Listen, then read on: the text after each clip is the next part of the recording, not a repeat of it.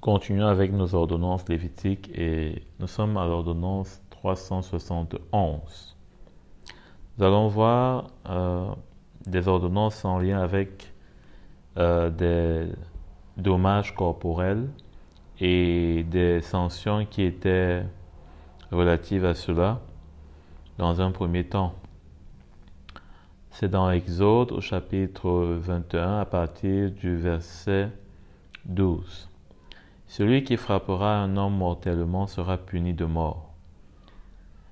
Au verset 13, s'il ne lui a pas tendu de piège et que Dieu l'ait fait tomber entre ses mains, je te désignerai un endroit où il pourra se réfugier. Mais si quelqu'un agit méchamment contre son prochain en employant la ruse pour le tuer, tu iras jusqu'à l'arracher de mon autel pour le faire mourir. Donc là, on peut dire qu'il y a 3 ordonnances, dans ordonnance 71, 72, 73. Et ici, allons voir de quoi est-ce que cela parle. Déjà, dans un premier temps, il est bon de dire pour ma part que cela, dans ce texte, plus précisément dans son ensemble, j'y vois notamment la réalisation une fois de plus de ce que Christ a accompli parfaitement la loi. C'est-à-dire que il est question plus exactement ici de voir comment est-ce que le processus de l'arrestation de Christ, tout ce qui s'est passé dans ce moment-là n'était pas quelque chose qui était d'une façon hasardeuse, mais cela était en droite ligne avec ce qui était écrit. Parce que le Fils de Dieu, le sacrifice qui devait apporter la libération aux hommes, ne pouvait pas se faire de n'importe quelle manière. Il fallait bien que, de la même façon on l'a vu par rapport au grand jour d'expiation notamment, cela était en lien avec un ensemble de prescriptions qui devaient être respectées afin que la cérémonie soit bien accomplie et que le bénéfice qui est promis puisse être reçu. Donc, on ne pouvait pas simplement amener le Seigneur à la croix de n'importe quelle manière.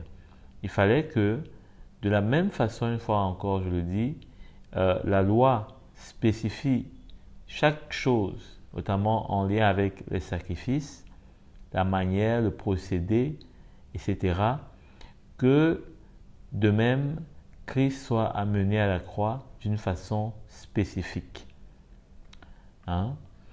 Donc, déjà au verset 12, le premier aspect nous dit que celui qui frappera un homme mortellement sera puni de mort. Il faut dire que déjà dans la loi, il y a un texte qui parle bien de cela, où le Seigneur dit que quiconque versera le sang de l'homme, par l'homme, son sang sera versé. Qui aura versé le sang de l'homme, par l'homme, son sang sera versé. Allons voir le texte exact dans Genèse au chapitre 9 à partir du verset 6. Il est dit, qui aura versé le sang de l'homme, par l'homme, son sang sera versé. Car à l'image de Dieu, il a fait l'homme. Dans ce texte nous montre comment est-ce que, au travers de cette ordonnance, le Seigneur veille sur sa parole. Il montre que le sang de l'homme ne peut pas être versé d'une façon impunie. Et on a déjà vu cela. On ne pouvait pas verser même le sang d'un animal n'importe comment. Il fallait que, même si on voulait manger un animal, on n'avait pas le droit de manger son sang. Ça devait être répandu sur la terre et couvert avec du sable. Et ici, il est notamment question du sang de l'agneau, du sang du Fils de l'homme. Parce que ici, Jésus représentait le Fils de l'homme. Et donc, son sang, n'est-ce pas, devait couler, mais ce sang-là devait couler pour le rachat des hommes. Parce que, comme on l'a lu, qui aura versé le sang de l'homme, par l'homme son sang sera versé. Donc nous avions versé le sang. Nous sommes meurtriers. C'est ce que la parole de Dieu nous dit. Et cela est vrai. Nos œuvres montrent que nous sommes des meurtriers. Déjà, quand Jésus dit que celui qui haït son frère est un meurtrier, combien il nous est arrivé d'haïr notre prochain, de vouloir le mal de notre prochain. Et en cela, nous avons versé le sang. Et comme Dieu réclame qu'il y ait pour conséquence ou pour réparation le sang d'un autre qui soit versé, il dit par l'homme son sang sera versé. Donc, il fallait que Jésus, qui était ici à l'image de l'homme, parce qu'il a été fait homme, il soit donc celui-là qui puisse verser son sang afin de racheter l'homme qui a versé le sang de l'homme. J'espère que cela ne vous embrouille pas trop. Et il dit au verset 13, « S'il ne lui a pas tendu de piège et que Dieu l'ait fait tomber entre ses mains, je te désignerai un endroit où il pourra se réfugier. » Cet endroit-là, c'est comme une protection, puisqu'il dit se réfugier. C'est un refuge, c'est une protection. Et dans l'Ancienne Alliance, il existait des lieux qui étaient appelés des villes de protection.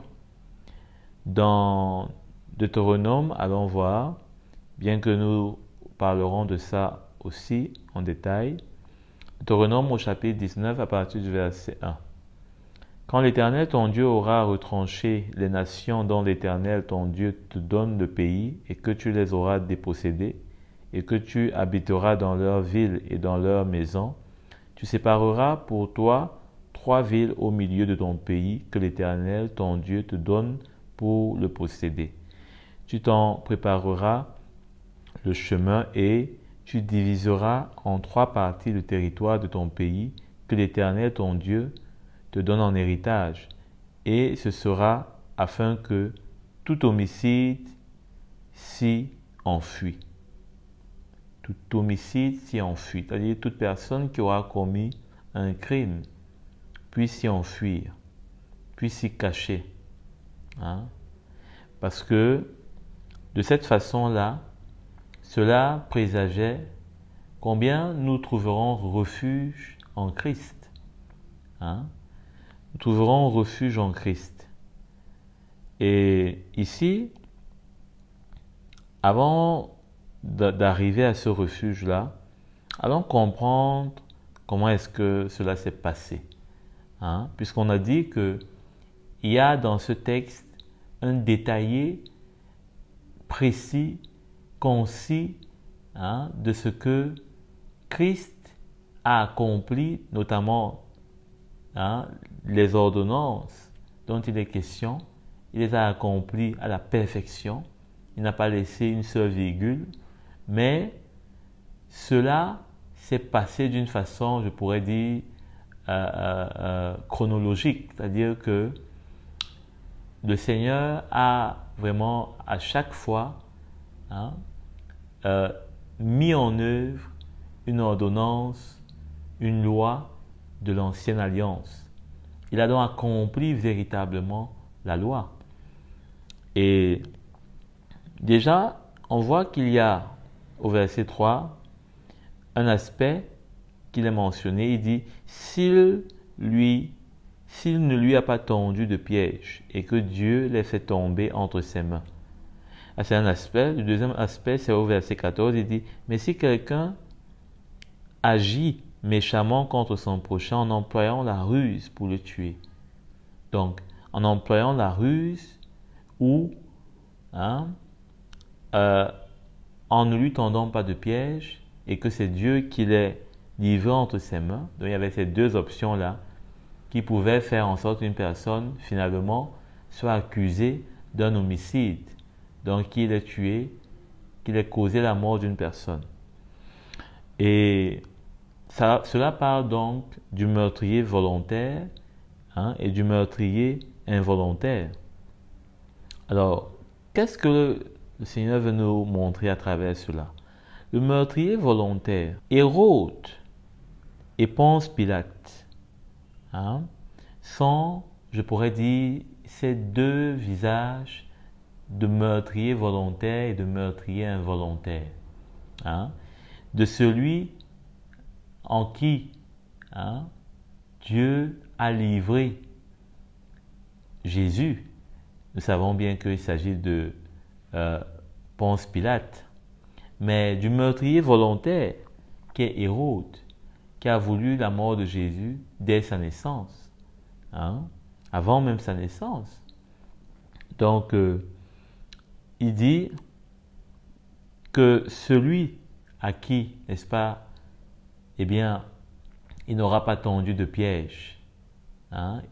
Celui qui n'aura pas tendu de piège pour accomplir un meurtre pourra se réfugier dans une ville de refuge. Mais celui qui aura utilisé des ruses pour accomplir un meurtre, il précise à la fin du verset 14, « Tu iras jusqu'à l'arracher de mon autel pour le faire mourir. » Donc, allons voir notamment ces deux aspects. Il dit, à partir du verset 63 de Matthieu 26, on peut lire, « Mais Jésus garda le silence. » Matthieu 26, à partir du verset 63. Et le souverain sacrificateur répondant lui dit, « Je t'adjure par le Dieu vivant que tu nous dis si toi tu es le Christ, le Fils de Dieu. » Jésus lui dit, « Tu l'as dit. De plus, je vous dis, dorénavant, vous verrez le Fils de l'homme assis à la droite de la puissance et venant sur les nuées du ciel. » Alors le souverain sacrificateur déchira ses vêtements en disant, « Il a blasphémé, qu'avons-nous encore besoin de témoins? Voici, vous avez entendu maintenant son blasphème. » Donc, on voit par là que, eh bien, c'est ainsi que Ponce Pilate, nous rappelons, il a lavé ses mains et il a dit que le sang de Jésus ne devait pas retomber, n'est-ce pas, sur sa tête, mais sur ceux qui l'ont, n'est-ce pas, livré. Et c'est ainsi que Jésus a fait de Ponce Pilate un meurtrier volontaire, involontaire. Et ce meurtrier volontaire que Ponce Pilate est donc, disons, la figure, peut trouver, n'est-ce pas, en Jésus, la grâce de cette ville de refuge. C'est-à-dire quoi? C'est-à-dire que en croyant dans le Seigneur, en recevant le Seigneur par la foi, nous sommes devenus des meurtriers involontaires, alors que nous sommes des meurtriers. Nous sommes des meurtriers parce que nous sommes des païens, en l'occurrence, nous qui ne sommes pas juifs, étrangers à la loi de Dieu. Nous faisions le mal, nous ne savions même pas n'est-ce pas, qu'il y avait des lois qui interdisaient le mal.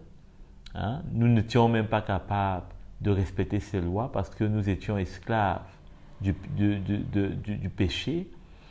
Et quand Jésus est venu, il a ouvert la porte afin que nous puissions recevoir la foi par la grâce de Dieu, afin qu'on soit sauvés.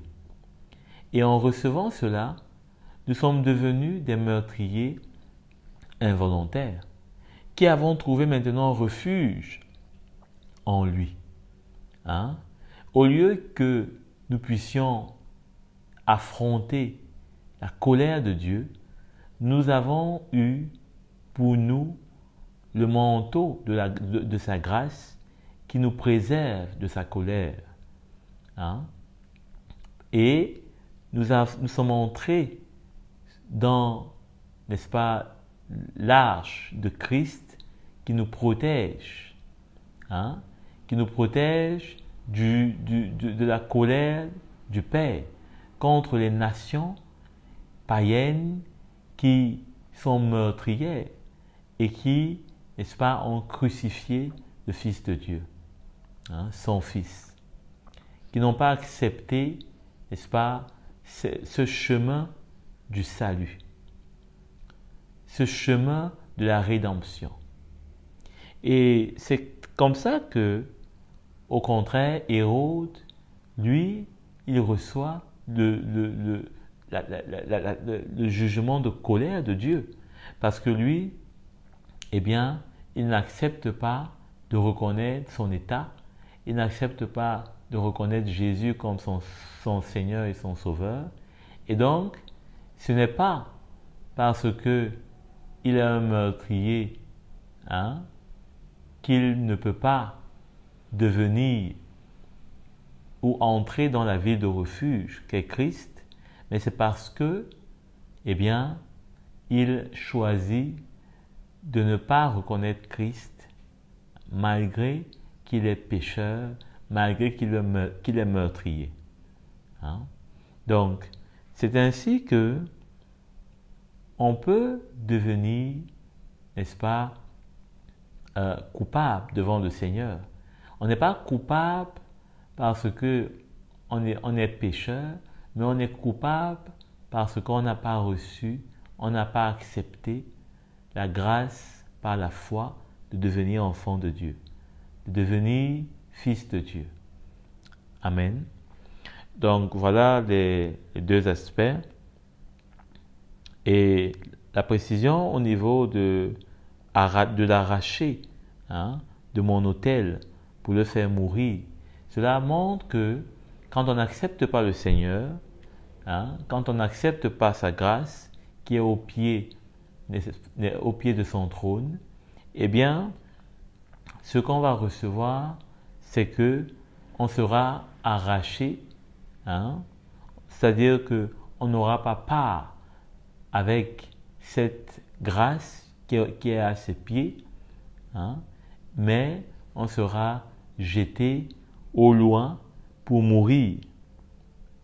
Et c'est cela qui attend notamment les hommes de ce siècle, hein, et de tout temps, qui n'ont pas accepté le sacrifice de Christ et qui se sont entêtés à se rebeller et à demeurer dans leur état de pécheur. Pour eux, le jugement de Dieu qui vient avec colère, avec l'épée, eh bien, sera dévastateur. Hein? Il va fondre sur eux et il va les consumer. Ce que la parole de Dieu nous montre. Allons à présent dans l'ordonnance 15, dans le verset 15.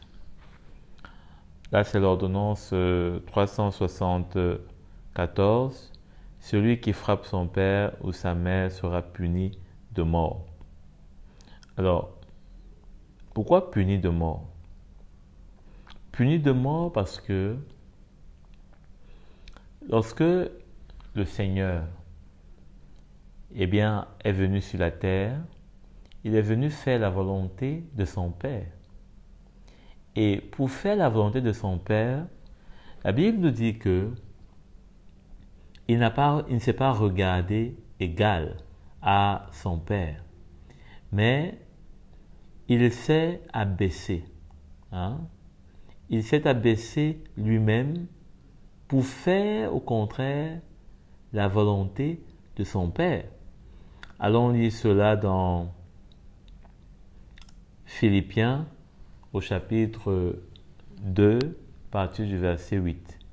Et ayant paru comme un simple homme, voyez, il est paru comme un simple homme. Ici, c'est aussi d'une certaine façon l'évangile. L'évangile selon Matthieu qui nous montre le Fils de l'homme.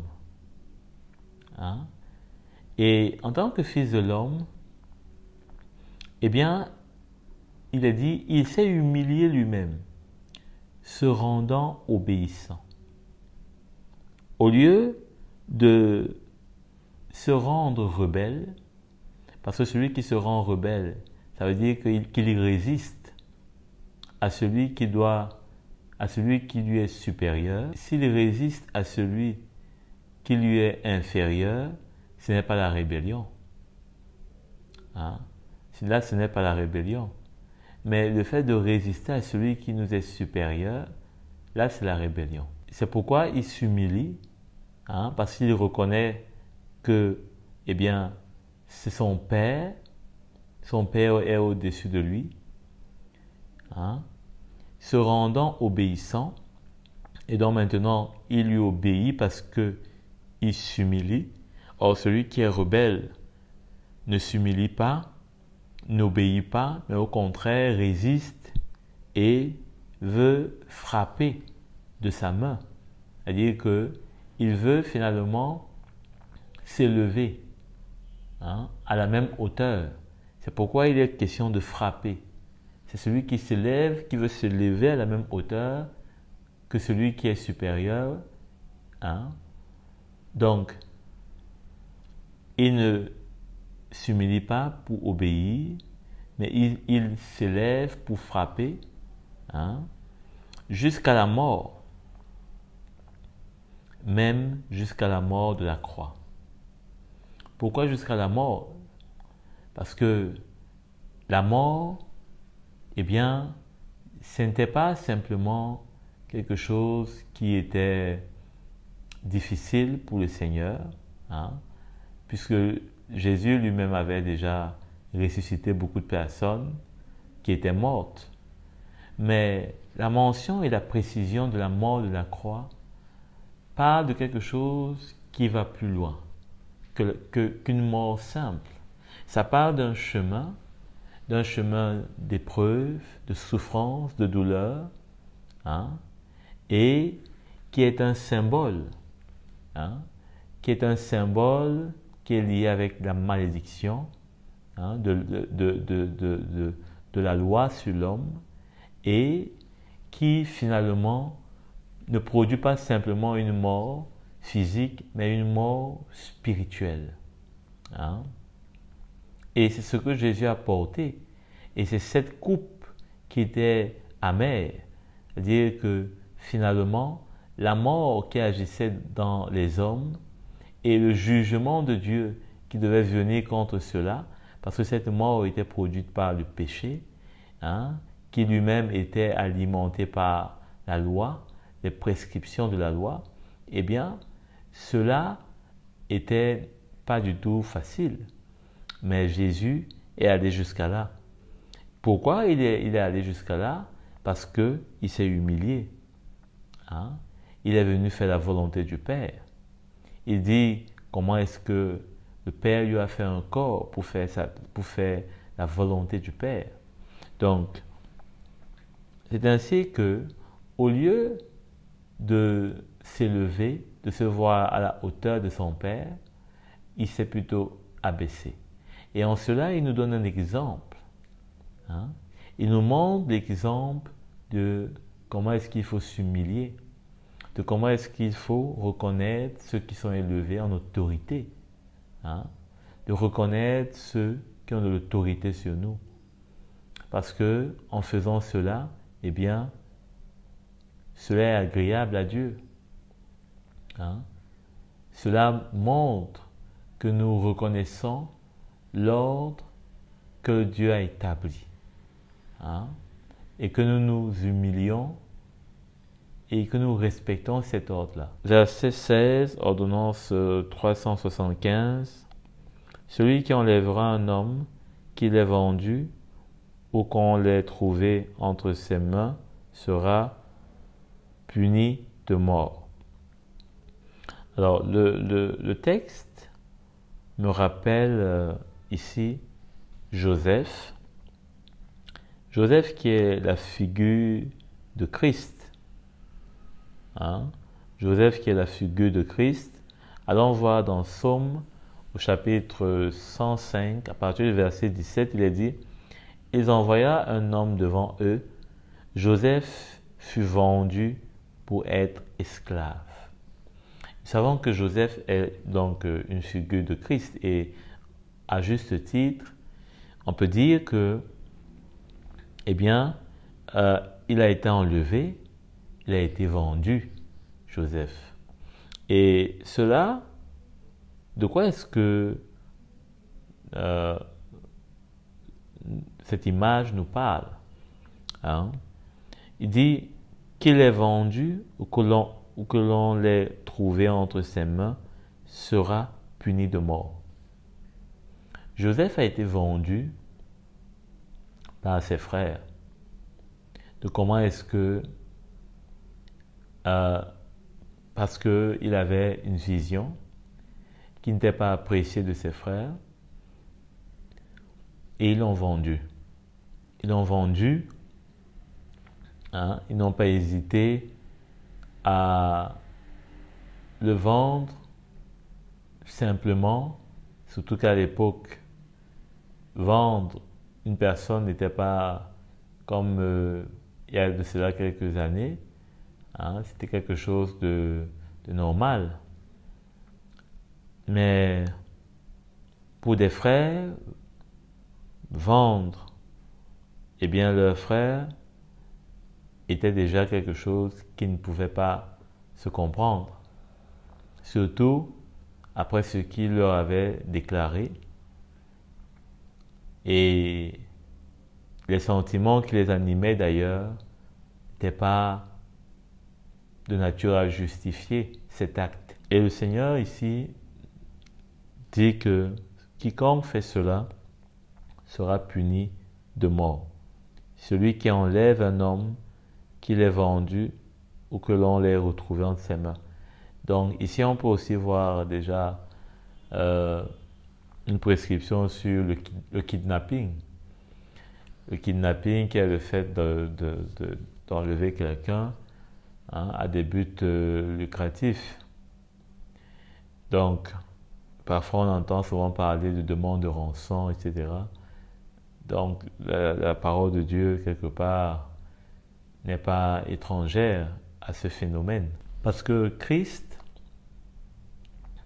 n'est pas venu sur la terre pour qu'il soit kidnappé, pour qu'il soit enlevé, pour qu'il soit vendu, comme s'il allait fuir, ou comme s'il était venu sur la terre pour autre chose que pour donner sa vie.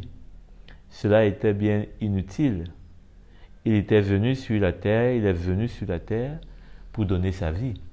Donc, il ne fallait pas essayer de faire plus.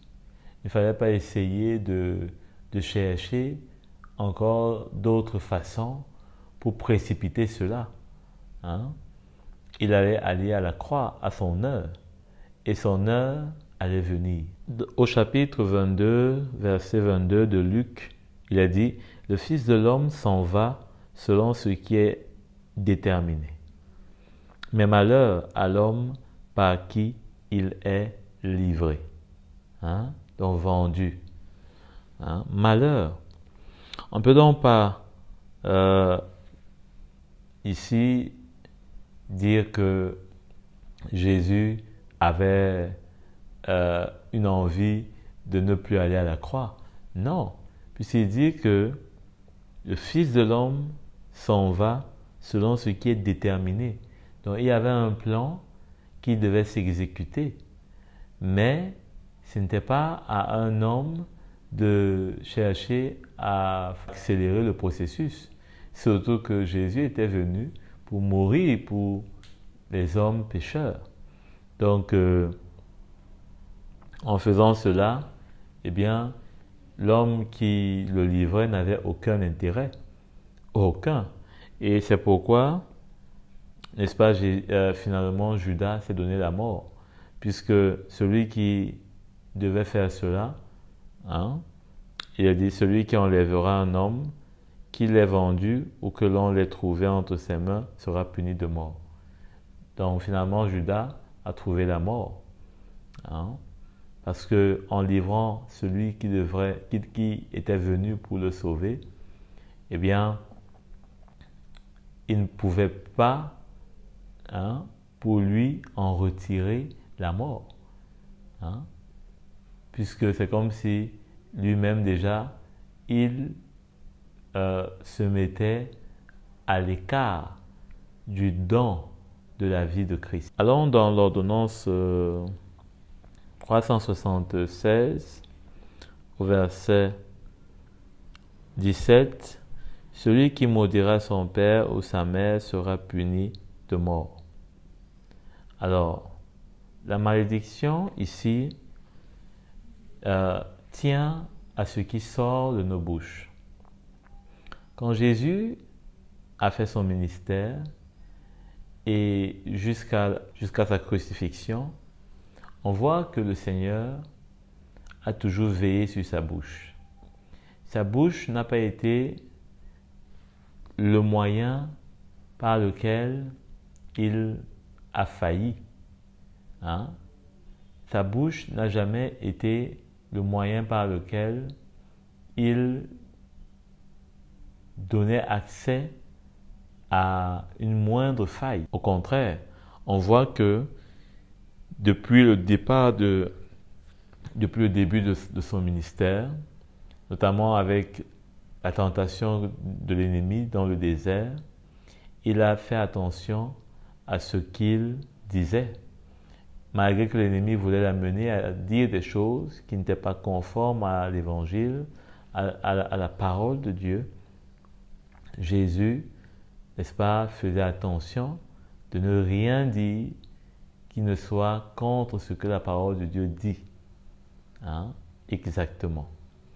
Et encore plus quand il est arrivé sur la croix, il a déclaré, n'est-ce pas, que des bénédictions. Il n'a pas déclaré aucune malédiction pour aucun homme. Hein, puisqu'il le dit clairement, Père, pardonne-leur leurs péchés, car ils ne savent pas ce qu'ils font. Donc, nous devons avoir, n'est-ce pas, cette même attitude, hein, parce que nous pouvons très facilement dire des choses avec notre bouche, mais nous ne devons pas oublier que la malédiction ne doit pas faire partie de ce qui sort de notre bouche, mais plutôt la bénédiction. Et dans ce sens-là, allons voir ce que la Nouvelle Alliance nous dit. L'apôtre Paul dans Éphésiens 4, au verset 29, il dit « Qu'il ne sorte de votre bouche aucune parole mauvaise, mais s'il y a lieu, quelques bonnes paroles qui servent à l'édification et communiquent une grâce à ceux qui l'entendent. » Donc, voilà ce que l'apôtre Paul dit pour encourager, n'est-ce pas, à ce que notre bouche ne soit pas le point faible de notre foi, c'est-à-dire que ce ne doit pas être par notre bouche que nous puissions nous retrouver en train de faillir, en train de nous salir, etc. Mais au contraire, que notre bouche puisse être ce canal-là par lequel, eh bien, la bénédiction du Seigneur va couler non seulement pour nous-mêmes, mais également pour les autres. C'est pourquoi on doit veiller sur notre langue, on doit faire attention, parce que l'une des choses dans la vie du chrétien qui lui apporte la victoire, eh bien la langue, ce petit membre-là, comme l'apôtre Jacques le dit, n'est-ce pas, pour grandir dans la victoire. Et il faut dire, comme l'apôtre Jacques, eh bien, c'est que celui déjà qui arrive à maîtriser ce petit membre, eh bien, il a une grande maturité. N'oubliez pas que même s'il est question dans certaines de ces prescriptions, parlant de père et de mère, Jésus fait bien comprendre que celui qui est son père et sa mère, c'est ceux qui font la volonté de Dieu. Donc, on ne peut pas ici se limiter juste à ce qui concerne notamment les parents, parce que dans ce sens-là, on ne serait pas en train d'inclure ou de voir, n'est-ce pas, dans le sens que Jésus nous a pourtant bien montré, à savoir que son père et sa mère, eh bien, c'est ceux qui font d'abord la volonté de son père, de son père dans les cieux. Ce qui ne veut pas dire que son père biologique n'est plus son père, absolument pas. Mais on voit que Jésus donnait un ordre d'importance. Et il commençait par ce qui est spirituel. Ordonnance 377, il est dit, si des hommes se battent et que l'un d'eux frappe l'autre avec une pierre ou avec le poing sans causer sa mort, mais en l'obligeant à garder le lit, celui qui a frappé ne sera pas puni dans le cas où l'autre viendrait à se lever et à se promener dehors avec son bâton. Seulement, il le dédommagera à son interruption de travail et le fera soigner jusqu'à sa guérison. Ici, on voit un autre cas et plusieurs prescriptions. Donc, si des hommes se battent et que l'un frappe l'autre avec une pierre ou avec le poing sans causer sa mort, mais en l'obligeant à garder le lit, celui qui a frappé ne sera pas puni dans le cas où l'autre viendrait à se lever et à se promener dehors avec son bâton. Seulement, donc on a deux prescriptions là. Ordonnance 378, dédommager, n'est-ce pas, celui qui est blessé après l'altercation pour son interruption de travail et sa guérison totale. Pour moi, cela illustre bien ce que Jésus dit dans Matthieu 7, à partir du verset 12. Tout ce que vous voulez que les hommes fassent pour vous, faites-le de même pour eux, car c'est la loi et les prophètes. Nous sommes bien en train de voir la loi et les prophètes, donc. L'ancienne alliance en l'occurrence, parce que, eh bien, deux hommes pouvaient se battre. Déjà, quand la parole de Dieu nous montre de telles images, ça veut dire que dans les relations entre les gens, et nous allons le voir au fur et à mesure, il pouvait arriver, et il peut arriver, qu'il y ait des altercations, des incompréhensions, des situations conflictuelles. Et cela ne doit pas être une surprise, parce que nous ne sommes pas parfaits, et encore, le Seigneur, n'est-ce pas, conduit chacun d'une façon ou d'une autre. parce que nous sommes aussi différents les uns les autres. Et donc tout cela, n'est-ce pas, est une source de conflit. Et le problème n'est pas qu'il y ait des sources de conflit. Le problème est comment est-ce qu'on gère ces sources de conflit. Et donc, si des hommes se battent, c'est quelque chose qui peut arriver ou pas. Hein? Mais nous savons que cela arrive souvent et nous devons savoir comment est-ce que le Seigneur voudrait qu'on puisse se comporter. Il dit, hein, l'un de frappe l'autre avec une pierre ou avec le poing, sans causer sa mort, mais en l'obligeant à garder le lit. Celui qui a frappé ne sera pas puni dans le cas où l'autre viendrait à se lever et à se promener dehors avec son bâton.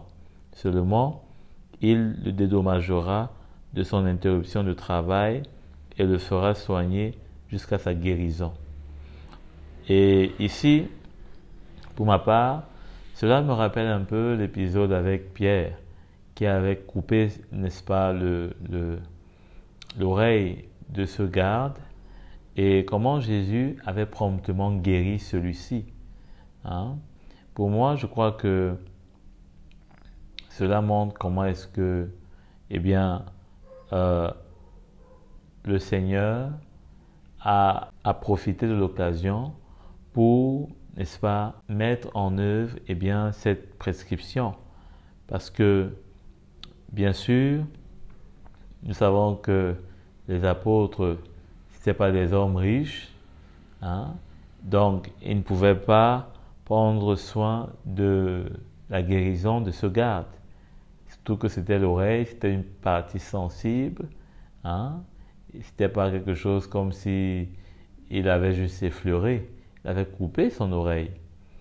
Et Jésus a profité pour faire un miracle et il a restauré ce garde. Ainsi, il a montré, n'est-ce pas, à Pierre comment il fallait se comporter, même lorsqu'il y a eu, même si on est en face de notre ennemi, hein, comment il fallait réparer ce qui avait été causé comme tort. Et c'est cet exemple que la parole de Dieu nous montre. Je crois que pour nous tous, nous aimerons que quand quelqu'un nous a fait du tort, qu'il puisse réparer. Nous aimerons que quand quelqu'un nous a blessés, qu'il puisse s'excuser, qu'il puisse, c'est pas moi, mais non seulement, hein, la parole de Dieu nous montre que les prophètes, eh bien, ont annoncé ce que Jésus lui-même confirme quand il dit que tout ce que vous voulez que les hommes fassent pour vous, faites-le de même pour eux. Hein? C'est-à-dire que nous devons être capables de faire aux autres ce que nous aimerons qu'ils fassent pour nous. Et bien sûr, ce n'est pas simplement s'arrêter là, parce que quelqu'un peut se dire, bon, il ne fera pas à l'autre quelque chose parce qu'il estime que lui, il pourrait se passer, si c'était son cas, de ce que l'autre devrait faire pour lui. C'est-à-dire que au lieu de faire un bien à quelqu'un, il va se dire non, moi je n'aimerais pas forcément qu'on me fasse du bien, donc je ne ferai pas du bien à quelqu'un. Et finalement, il ne fera pas de bien parce que il se prive, lui, hein, de ce que il ne voudrait pas qu'un bien lui soit fait afin d'être redevable en quelque sorte. Mais ce n'est pas l'esprit dans lequel le Seigneur veut nous introduire.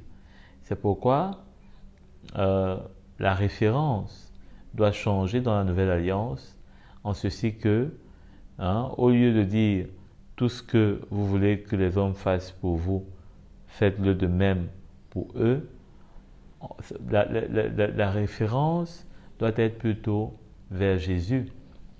Hein?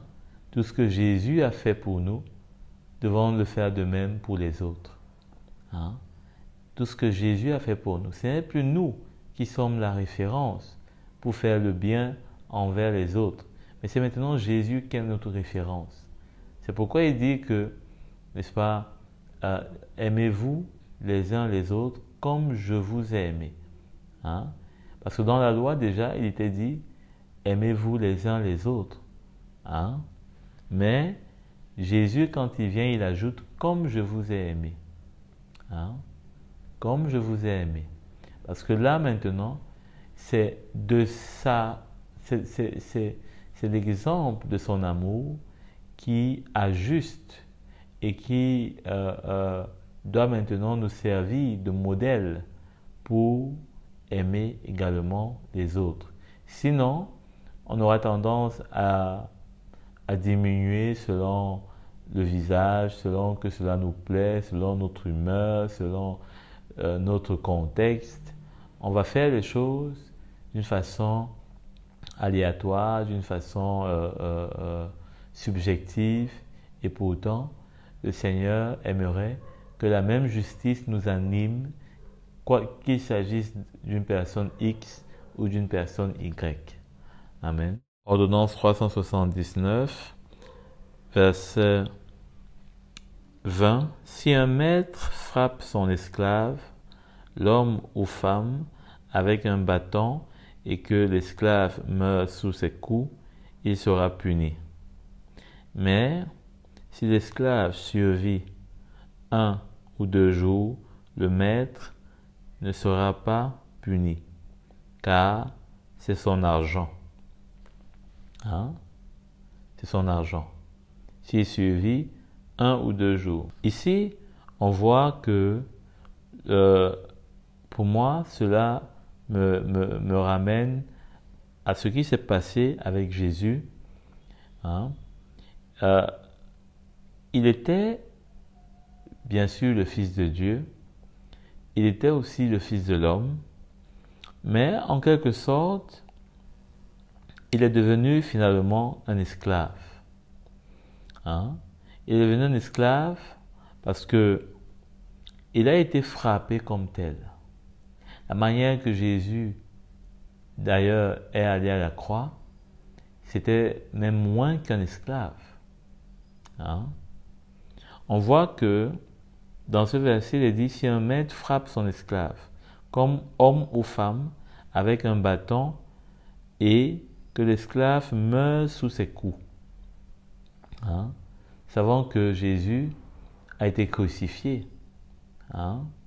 Et tout ce qu'on lui a fait comme traitement, hein, l'ont lentement, mais sûrement amené vers la mort. La crucifixion a été simplement, disons, la cerise, le gâteau.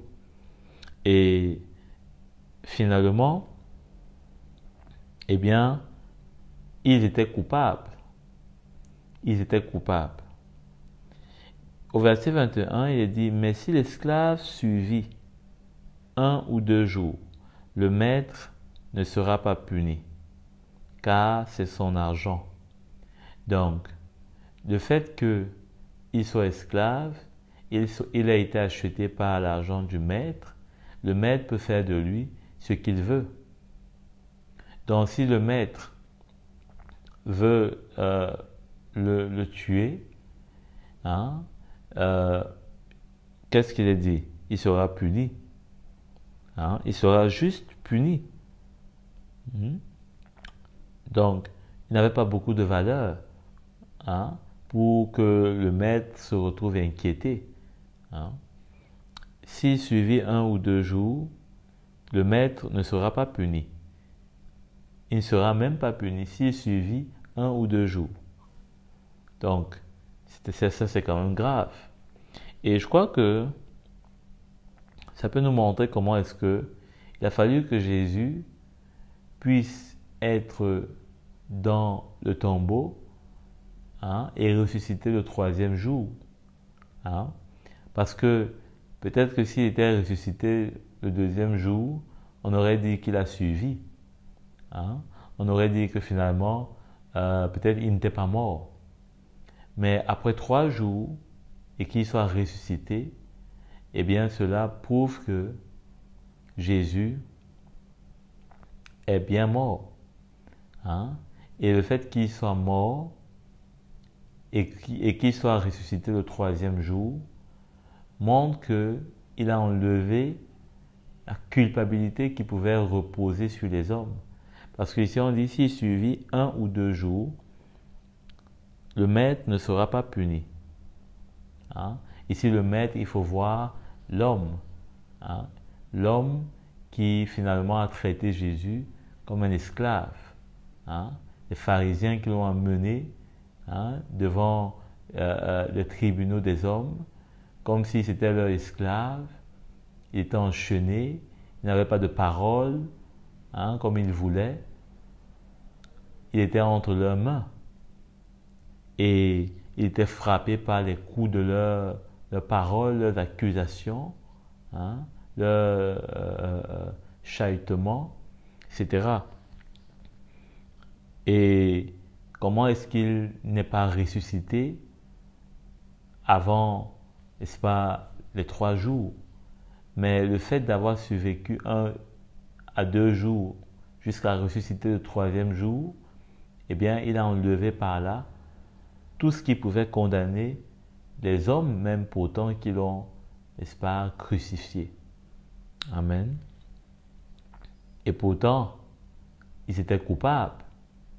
Ils étaient coupables, mais Jésus était venu pour prendre leur culpabilité. En tout cas, ceux qui devaient le reconnaître, on l'a vu, le reconnaître comme Sauveur et Seigneur en se reconnaissant eux-mêmes comme des meurtriers involontaires. Allons voir ce que l'apôtre Paul dit s'agissant des maîtres. Parce que ici, on a l'impression comme si ce maître, il abuse. Si on le laisse, il abuse, il fait comme il veut de l'esclave. Dans Éphésiens, au chapitre 6, à partir du verset 9, il est dit « Quant à vous, maîtres, agissez de même envers eux et abstenez-vous de menaces. » Voyez? Sachant que leur maître et le vôtre, dont le Seigneur Jésus, est dans le ciel et que devant lui, il n'y a pas de favoritisme. C'est-à-dire que devant lui, eh bien, il ne considérera pas que vous étiez son maître. Parce que lui-même, il est le vôtre. Devant lui, il n'y aura que la justice. C'est pourquoi il leur dit de ne pas les menacer, de menacer leurs esclaves.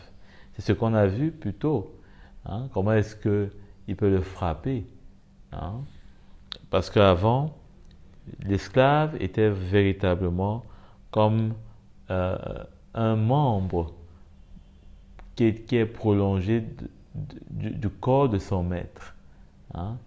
C'est comme votre doigt, il vous appartient. Vous pouvez faire de lui ce que vous voulez, vous pouvez le brûler, vous pouvez le casser, vous pouvez l'envoyer n'importe où, arrêter n'importe quoi. Donc, c'était ce qu'on pouvait retirer de ce texte. Ordonnance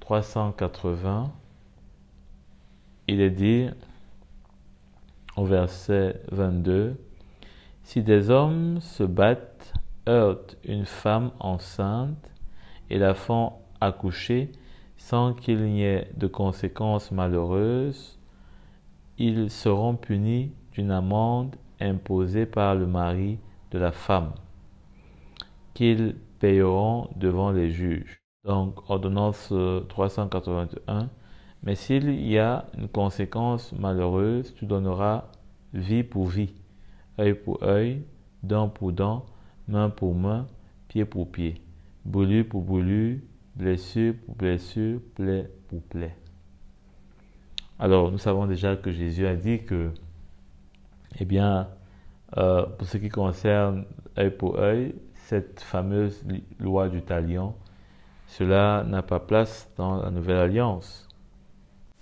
Allons dans Matthieu au chapitre 5, il est dit, « Vous avez appris qu'il a été dit, donc cette loi que nous venons de lire, à partir du verset 38, et dent pour dent.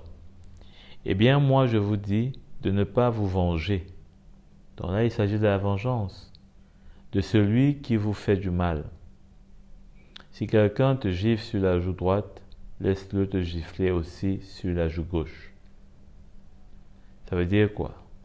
Ça veut dire que nous devons supporter une injustice. Nous devons supporter une injustice. L'apôtre Paul, d'ailleurs, le rappelle aux Corinthiens quand il leur demande, mais ne pouvez-vous pas supporter quelques injustices? Parce que l'injustice a cette manie de nous exciter, de nous inciter à la réaction, à la réaction de contre-offensive. Si on a reçu une gifle, alors on veut aussi attribuer une gifle. Mais le Seigneur nous montre par cette loi nouvelle, et bien que celui qui endure l'injustice n'a pas besoin de répondre avec l'injustice, mais plutôt avec la justice. Et cela va l'amener à souffrir. Cela va l'amener à se voir comme peut-être étant faible ou être vu comme étant faible, etc. Mais c'est le Seigneur qui est le seul et vrai juge. C'est pourquoi on va lire aussi ce texte qui dit que à moi la vengeance et à moi la rétribution. Allons voir dans Romains 12, à partir du verset 19. Ne vous vengez point vous-même, bien-aimés, mais laissez agir la colère, car il est écrit, à moi la vengeance et à moi la rétribution. Cela est écrit où? Dans Deutéronome au chapitre 32 à partir du verset 35. À moi la vengeance et la rétribution, quand leur pied chancellera, car le jour de leur malheur est proche et ce qui les attend ne tardera pas. Amen.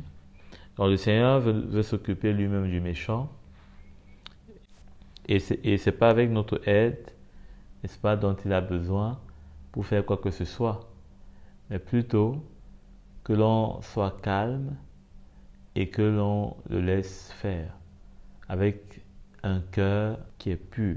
Voyons ce qui est dit plus haut quand il parle de s'il n'y a pas de conséquences malheureuses, ils seront punis d'une amende imposée par le mari. Alors cette amende imposée par le mari, c'est qui? Déjà, nous sommes l'épouse de Christ. Et il parle tantôt de comment est-ce que des hommes peuvent se battre, heurtent une femme enceinte. Cette femme enceinte, cela me rappelle ce que Jésus dit et ce que l'apôtre Paul dit. Dans Jean, au chapitre 16, à partir du verset 21, il dit « La femme, lorsqu'elle enfante, éprouve de la tristesse, parce que son heure est venue. Mais lorsqu'elle a donné le jour à l'enfant, elle ne se souvient plus de la souffrance à cause de la joie qu'elle a de ce qu'un homme est né dans le monde. » Donc, le Seigneur donne cet exemple-là, cette illustration. Et l'apôtre Paul, lui, il va plutôt dire ceci. Allons voir dans Galates au chapitre 4, à partir du verset 19. Mes enfants, j'éprouve de nouveau les douleurs de l'accouchement pour vous, jusqu'à ce que Christ soit formé en vous. Dans l'apôtre Paul, on dirait qu'il parle comment est-ce que il est, disons, enceinte et de ce fait, il éprouve des douleurs. Alors, il est enceinte de l'Église, qui a besoin de voir former en elle Christ. Et comment est-ce qu'il éprouve et pourquoi est-ce qu'il éprouve ces douleurs d'enfantement? Eh bien, c'est parce que il y a des combats. Hein? Il y a le monde qui veut combattre contre l'épouse. Hein? Contre l'épouse. Il y a aussi, notamment, les fausses doctrines qui veulent combattre l'épouse. Donc, pendant que il y a cette agitation dans le monde, hein, il y a cette agitation même autour de ce qui dit être de Dieu, etc. Eh bien, l'épouse peut se retrouver, n'est-ce pas, frappée et d'une certaine façon provoquer un accident. Parce que l'épouse, elle est enceinte. Elle est enceinte des fils de la promesse. Elle est enceinte de ceux qui doivent hériter. Et dans le cas où l'épouse n'a pas de conséquences malheureuses, eh bien c'est simplement une amende qui sera donnée à cet homme-là qui peut-être l'a bousculé. Et le Seigneur est très clair quand il déclare que rien ne prévaudra contre son Église. Cela montre bien que toutes ces agitations qu'il peut avoir dehors, toutes ces bagarres qu'il peut avoir au dehors, l'épouse du Seigneur est en sécurité dans sa maison. Ordonnance 383, à partir du verset 26. Si un homme frappe l'œil de son esclave, homme ou femme, et qu'il lui fait perdre l'œil, il le laissera partir libre pour prix de son œil. Et s'il fait tomber une dent à son esclave, homme ou femme, il le laissera partir libre pour prix de sa dent. Alors là, on a l'impression que c'est tellement facile. Hein? Il suffit juste que l'esclave peut-être cherche une bagarre avec son maître. Et là, le tour est joué. Puisque si il, n'est-ce pas, le fait perdre l'œil, il le laissera partir pour prix de son œil. Donc son œil sera considéré comme son prix de rachat. Et moi, je vois plutôt par là que cela nous montre comment est-ce que on ne peut pas, parce qu'on s'est engagé dans un chemin, eh bien que l'on puisse, à la moindre occasion, trouver, n'est-ce pas, un moyen pour se raviser. Parce que le Seigneur, lorsqu'il a donné sa vie pour nous, eh bien, il a donné sa vie sachant que ce n'est pas en un jour que nous serons changés. Mais parce que, bien sûr, lui, il est Seigneur et qu'il a établi une œuvre qui est parfaite, il sait que, même si nous n'allons pas être parfaits en un jour, mais la perfection, n'est-ce pas, a été établie par lui et elle se manifestera. Donc, nous aussi, dans nos relations, on ne peut pas simplement, peut-être parce que dans un mariage, quelque chose ne va pas bien, hein, ou bien, je sais pas moi, pour peu que l'on soit en difficulté, ou bien que quelque chose ne se passe pas comme on voudrait, que l'on puisse essayer de vouloir changer quelque chose, un autre engagement, etc. Et nous voyons que le Seigneur, quand il est arrivé devant cette coupe, il ne s'est pas ravisé. Bien sûr qu'il était dans un état où il souffrait et il aurait bien voulu que cette coupe s'éloigne. Mais gloire à Dieu qu'il ait vu le bénéfice de cela. Et au lieu de se décourager, au lieu d'abandonner, n'est-ce pas, il a pris courage, il était fortifié et il a pris cette croix qui aujourd'hui nous donne, n'est-ce pas, la joie. Donc, voilà ce que cette ordonnance-là pouvait nous dire. Ordonnance 384. Si un bœuf frappe de ses cornes un homme ou une femme et que la mort en résulte, le bœuf sera lapidé. On ne mangera pas sa viande et le maître du bœuf ne sera pas puni. Mais si le bœuf avait déjà tendance à frapper et si on avait averti son maître, qu'il ne l'a pas surveillé, dans le cas où il tuerait un homme ou une femme, le bœuf sera lapidé et son maître sera puni de mort. Si on impose aux autres, au maître, un prix pour le rachat de sa vie, il payera tout ce qui lui sera imposé. Si c'est un fils ou une fille que le bœuf frappe, on lui appliquera cette règle.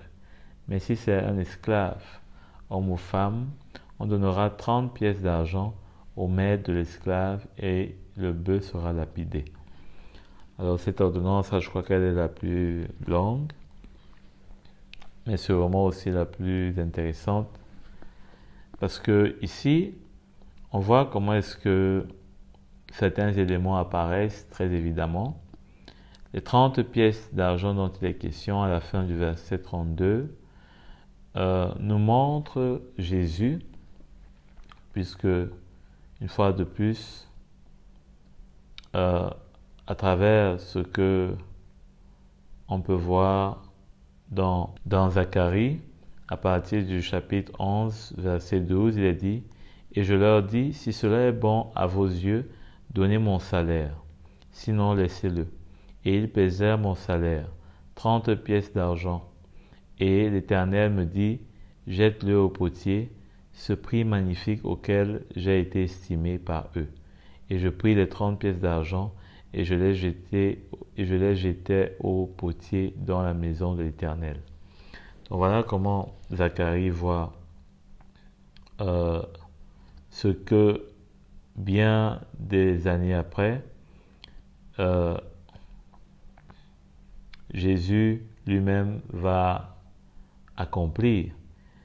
Dans Matthieu au chapitre 26, à partir du verset 15, il est dit « Et dit, que voulez-vous me donner?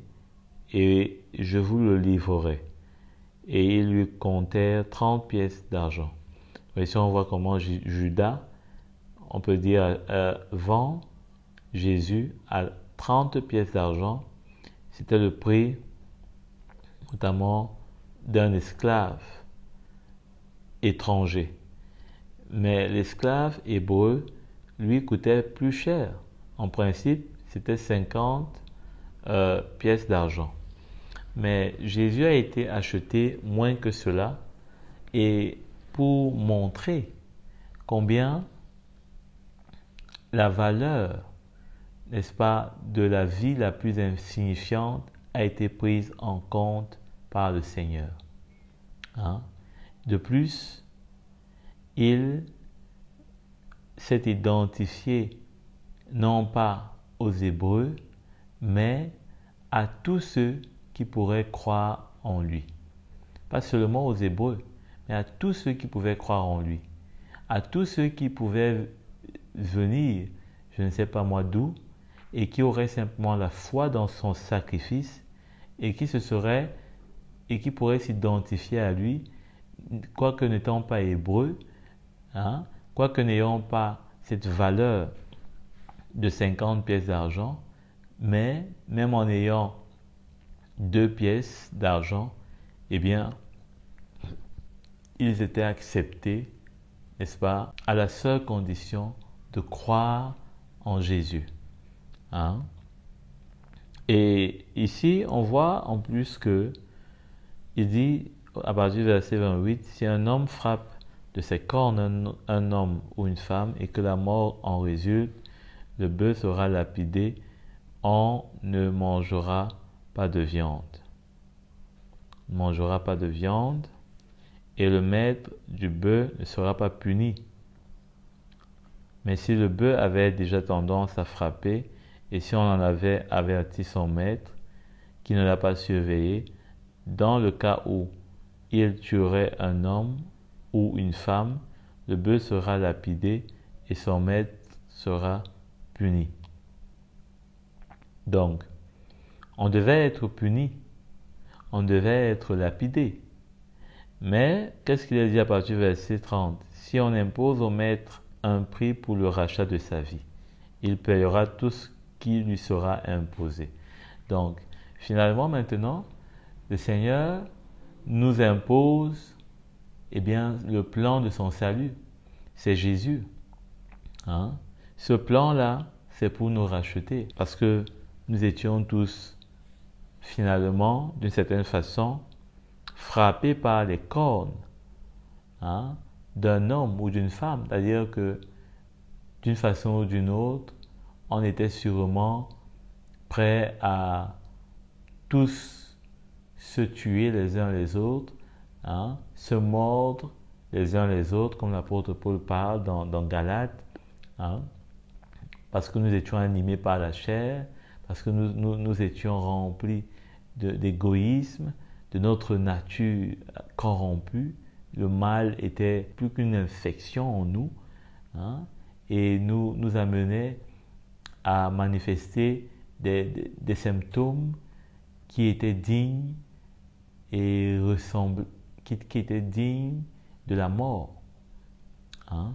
Et cette mort-là était communiquée à tout ce que nous touchions. Et c'est ainsi que, au travers du Seigneur, comme nous avons vu le cas des lépreux, hein, de la blénorragie, nous voyons aussi que, afin d'être, hein, rachetés, eh bien, au lieu que nous soyons simplement mis à mort, parce que nous le méritions, la parole de Dieu nous dit qu'il n'y a aucun homme sur la terre, hein, qui n'a été trouvé parfait devant le Seigneur. Hein. Et donc, il fallait qu'il puisse avoir cette option. Au verset 31, il dit, « Si c'est un fils ou une fille que le bœuf frappe, on lui appliquera cette règle.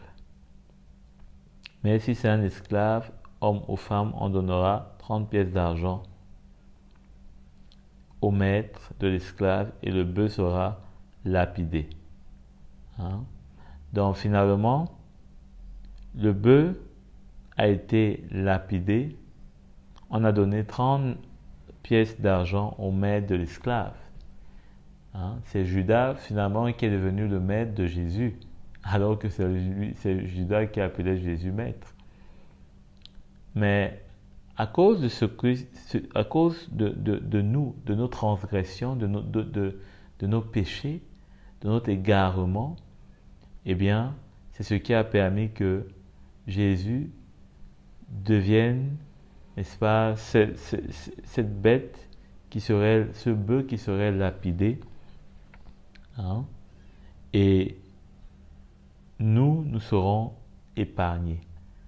Amen. Amen. Donc là, nous allons compter le nombre d'ordonnances.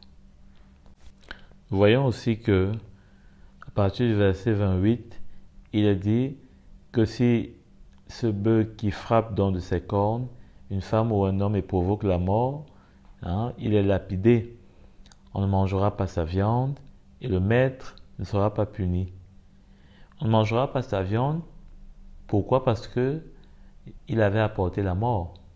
Or, Jésus a apporté la vie et c'est pourquoi Jésus dit que sa chair, nous devons la manger. Hein? Parce que c'est ainsi que nous aurons la vie. Que celui qui ne mange pas sa chair et ne boit pas son sang n'a pas la vie. Amen. Et au verset 29, il est dit, « Mais si le bœuf avait déjà tendance à frapper, et si on ne l'avait pas averti, on n'avait pas averti à son maître, et si on en avait averti à son maître, qui ne l'a pas surveillé, dans le cas où il tuerait un homme ou une femme, le bœuf sera lapidé et son maître sera puni de mort. » Donc finalement, ici, si le maître a été averti et que rien n'a été fait, le bœuf sera lapidé. Hein? Et le maître sera puni de mort. Donc, il fallait que le maître soit puni de mort et que le bœuf soit lapidé. Mais au final, on se demande où est donc le rachat pour le maître, puisque s'il faut que le maître et la bête soient finalement punis de mort, cela est une porte qui n'est pas salutaire. Hein? Ça montre que, au final, il y avait toujours cette loi qui causait la mort, hein, qui amenait la mort sans que, notamment les souverains sacrificateurs, sans que les pharisiens ne puissent faire quoi que ce soit. Hein.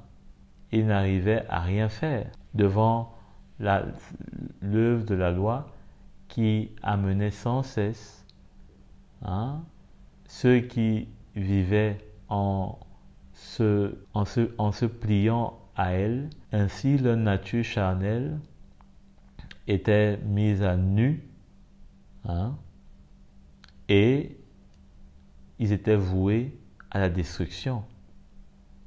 Mais quand cette option vient à travers le rachat, il est dit au verset 31, si c'est un fils ou une fille que le bœuf a frappé, on lui appliquera cette règle. Hein? Au verset 30, si on impose au maître un prix pour le rachat de sa vie, il paiera tout ce qui lui sera imposé. Donc, on imposait pour le rachat, hein, quand il s'agissait de la vie d'un fils ou d'une fille. Donc ça montre par là comment est-ce que le Seigneur nous appelle à devenir ses enfants. Donc tous ceux qui deviennent ses enfants, comme la parole de Dieu nous dit, qu'il leur a donné le pouvoir de devenir enfants de Dieu. Parce que là, ça veut dire que on est maintenant à lui, nous sommes ses enfants, nous sommes sa propriété, nous faisons l'expérience de la paix avec lui au travers du sang versé de Christ, qui est ce bœuf lapidé. C'est cela d'ailleurs dont parle l'apôtre Paul quand il évoque le ministère de la réconciliation.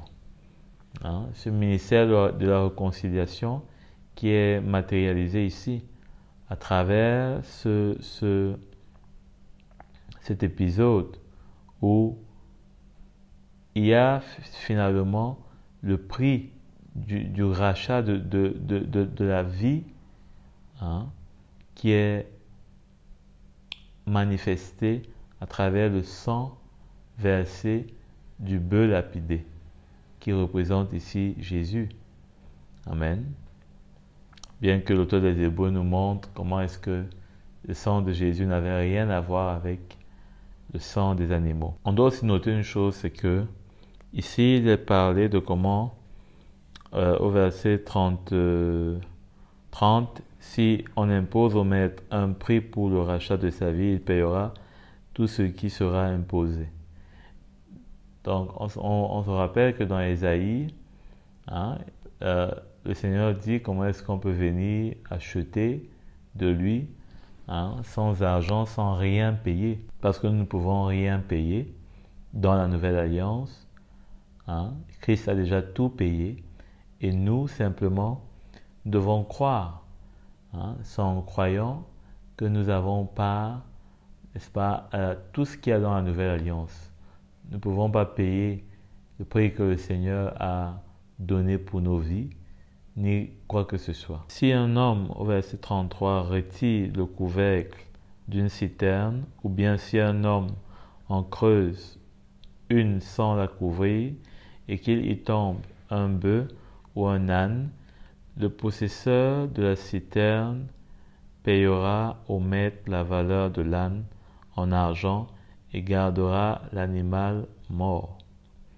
Donc de quoi est-ce qu'il est question ici? Lorsqu'on lit attentivement, on peut voir que le Seigneur parle ici de cette pierre d'achoppement que l'on peut représenter pour les autres si on ne fait pas attention. L'apôtre Paul a aussi évoqué quelque chose de semblable dans Matthieu au chapitre 18, à partir du verset prenons 4. C'est pourquoi celui qui se rendra humble comme ce petit enfant sera le plus grand dans le royaume des cieux. Et celui qui accueille en mon nom un petit enfant comme celui-ci m'accueille moi-même. Mais si quelqu'un fait trébucher un seul de ces petits qui croient en moi, il vaudra mieux pour lui qu'on suspende à son cou une meule de moulin et qu'on le jette au fond de la mer. Malheur au monde à cause des pièges. Les pièges sont inévitables, mais malheur à l'homme qui en est le responsable. Dans d'autres versions, il est écrit malheur à celui qui cause des scandales. Ici, donc, on peut voir clairement que c'est de cela dont il s'agit, les scandales. Puisque nous avons vu dans ce verset 33 du chapitre 21 d'Exode, que si un homme retire le couvercle d'une citerne, ou bien si un homme en creuse une sans la couvrir, et qu'il y tombe, donc c'est comme un piège.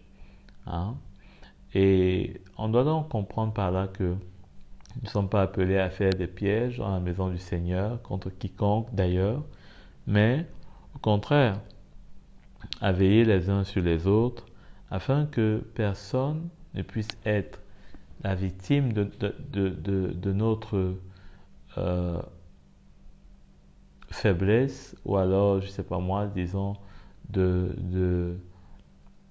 d'un piège qu'on pourrait représenter, peut-être comme l'apôtre Paul dit, d'un excès de liberté ou d'un excès de zèle, qui puisse nous amener à faire n'importe quoi sans tenir compte des autres, sans faire attention à ce que les autres peut-être ressentent ou bien peuvent ne pas supporter. Et allons d'ailleurs dans 1 Corinthiens pour comprendre davantage. À partir du verset 9 du chapitre 8, 1 Corinthiens 8, verset 9, prenez garde toutefois que votre liberté ne devienne une pierre d'achoppement pour les faibles.